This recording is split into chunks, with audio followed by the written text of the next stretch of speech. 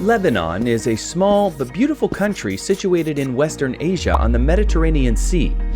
College education is very expensive in Lebanon, so many parents opt to send their children to study abroad.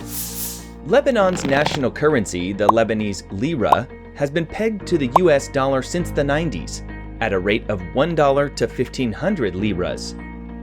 The political and economic instability has led to a high demand for the US dollar. With time, the Lebanese lira lost 90% of its value.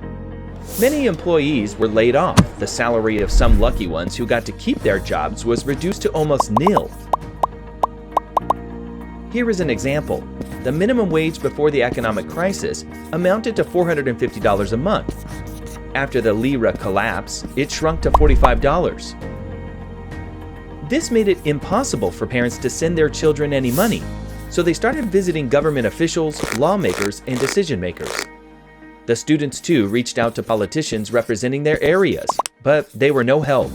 After much effort and time, a bill was passed allowing parents to transfer funds up to $10,000 at the rate of 1,500 liras to the dollar for the 2021 school year. So, parents hurried to the banks to send their children much needed dollars, but the banks failed to comply due to the economic tailspin. They refused to wire the money because the dollar had become a rare commodity. Despite their success in lobbying to pass an official bill, parents felt helpless. They couldn't send their children money. They were trapped and didn't know where to go next. The politicians referred them to the central bank and the banks. All they had been left with is despair and hopelessness.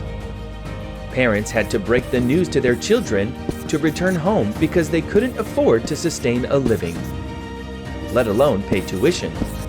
This is where Humans to Humans steps in.